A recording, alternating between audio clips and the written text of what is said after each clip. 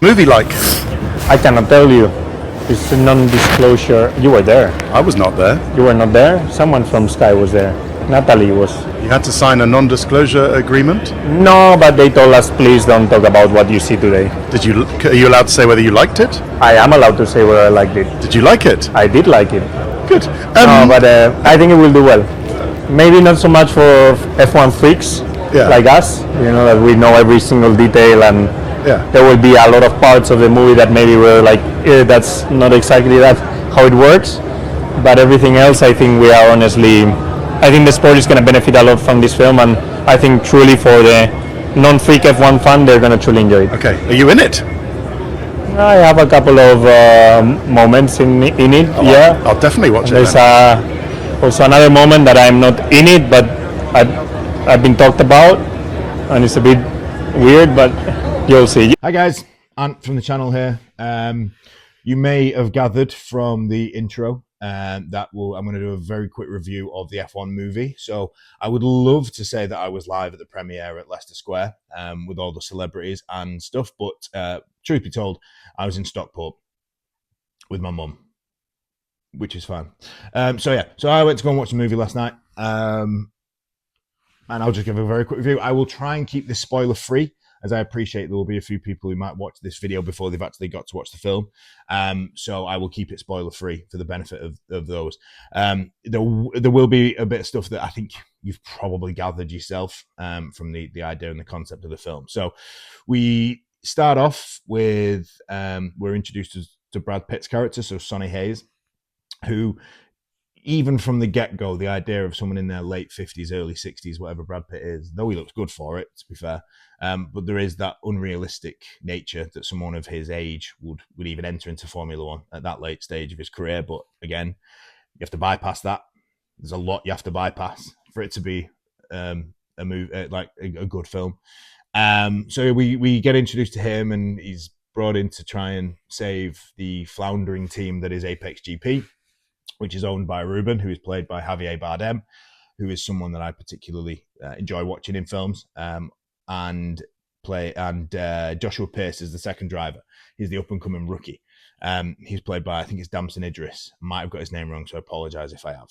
And of those three characters,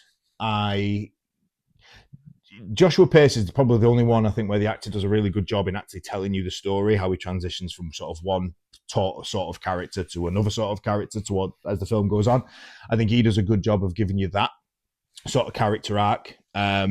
I think with Brad Pitt, he's very much the lone wolf cowboy. I don't care for rules, and I don't, I do it. It's my way or the highway. And if anything, I find him annoying. I'm already not invested by what he's trying to do, so therefore don't care. And then throughout the film, I think there's larger aspects where I just find his character in the way he is just really irritating, because I don't think. See what everybody else thinks, see if you agree with me or not, but I don't think Formula One teams would accept a person like that in the mannerisms. Certain things that he does, no spoilers, but certain things that he does in some of the races that just absolutely wouldn't happen in Formula One, but it's to try and create this bad boy image that they want to give Brad Pitt to try and develop his own character arc from starting off at one point to finishing off at another. But I think it's so unrealistic in terms of that happening within the sport of Formula One that you just don't find. I personally didn't find myself invested in Brad Pitt. Javier Bardem again as Ruben. I think he's a good. I think he's a good actor, but again, I don't think he gets enough screen time, and I don't think we necessarily are introduced to his character a great deal enough for me to actually find myself caring so much whether or not he gets what he needs at the end of the film. If again, without trying to give spoilers. So not too fussed really, particularly about him, without being harsh. I think there's obviously other sub characters that have their own different sort of their own battles with adversity and their own trying to prove haters wrong and doubters wrong and all that sort of stuff. Again, don't really find myself massively invested in that either. So I think as a standalone film, take away that it's about Formula One, as a standalone sports film, I don't think it's got a strong enough storyline, and I don't think there's a strong enough character development for you to actually pay any attention to each individual character. And therefore, when it comes to the crescendo, when it comes to the end, when it comes to what we're all building up to, you don't necessarily get that big sense of either emotion, whether it be yay they did it, or whether it be oh no they didn't do it. Like you don't. I don't care really. To be fair, with regards to the Formula One stuff, again, I touched on this a minute ago. There's a lot of stuff that happens in the film that just wouldn't happen in the sport, and I think there's some bits which is really interesting to see. There's a particular scene where we get to see the sort of the wind tunnel stuff. And again, that's probably an insight that a lot of people don't really get within Formula One. So it's quite interesting to see how that works. And there's little bits of it where you can see people like Toto Wolff and Stefano Domenicali and Lewis Hamilton are obviously producers and exec producers on the project. So you can see that they've brought in a little bit of sort of the behind the scenes of Formula One that you wouldn't necessarily see, which is quite cool, which is quite interesting. But then you kind of also ruin that by, scenes where just Formula One's just not that easy. Again, not giving too much away, but there's one particular scene where both of the Apex GPs, I think they overtake 4 cars like through one corner to sort of show their improvement, and it just wouldn't happen. So I think Carlos Sainz is right when he says the avid Formula One fans won't like it because there's a lot of plot holes and there's a lot of things where you can pick apart and say that's not realistic to our sport, that's not indicative of Formula One. And I think he's absolutely right. I did find myself saying that a lot. I think if you try to switch off from being a Formula One fan and try to ignore that and just try to enjoy it as a rags to riches, if you like, as an underdog story in sport, then I don't think the storyline's strong enough. Again, I said that a minute ago. I don't think the characters are strong enough. I don't think the storyline's strong enough. I don't care so much, so that when the ending comes and it's like, say, one way or the other, you don't particularly find yourself invested in any way, shape, or form. So yeah, I don't think it stands. I don't think it's great as a standalone movie. I think the Formula One reference to it is unbelievable and is just it's too far-fetched, so therefore that takes away a bit of the realism for that aspect. However, and it sounds like I'm ripping it to shreds, however, the weird thing was when I walked out of the cinema, I actually enjoyed it. And I know that sounds really bizarre because I've just ripped it to shreds, but I enjoyed the movie. It was entertaining enough. There were some scenes that will give you a little chuckle and it did so with the entire sort of cinema. I think there was a few people chuckling at some certain bits. There's a scene at Carlos Sainz on that interview that I've just shown sort of indicates to it about about him bumping into a girl in a nightclub and whatever else, and how that interaction goes is actually quite humorous. There are some funny bits, like I say, throughout the film. Something to do with the Swan. If you've not seen it, you know no idea what I'm talking about. If you have, you probably chuckled because it's little light-hearted moments throughout that do make you chuckle. I think the cinematography. I think the absolute best thing about this film, the cinematography and the way that it's filmed. Anybody who's been at Silverstone, particularly, or any of the tracks that have been featured in the film, will have seen them filming for this movie throughout the weekend. So you've seen the 2 cars on the track, you'll have seen Brad Pitt on the track, etc., etc. So the way that they've actually shot it at live Formula One Grand Prix weekends, certain bits of the film, I think is brilliant, and I think the way that they've got the cameras on top of, say, for instance, the halo or the helmet, I think is absolutely brilliant. I think it does.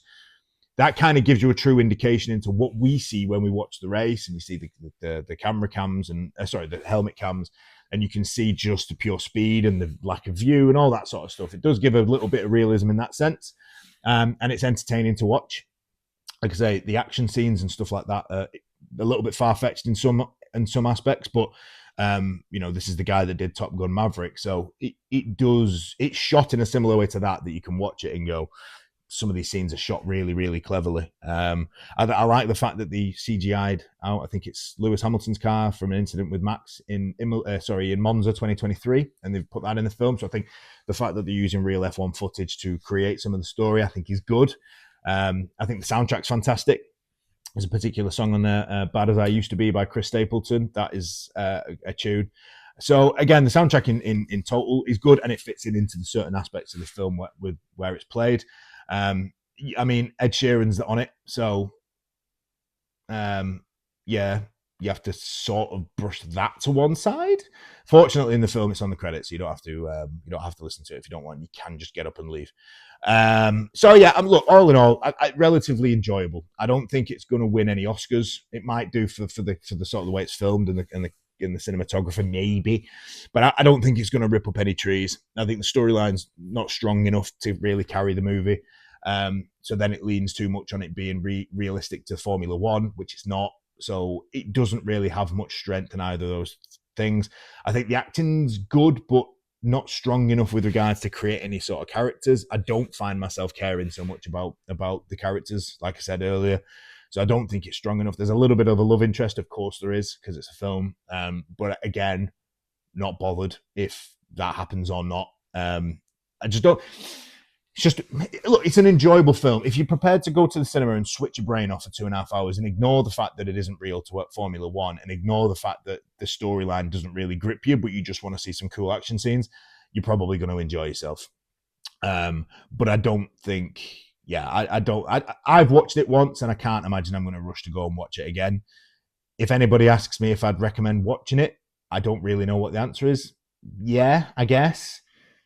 Because of two reasons. One, some of the action scenes are quite cool. And two, recently the cinema's not really given us a great deal to go and watch. So it's not the worst thing that's out there.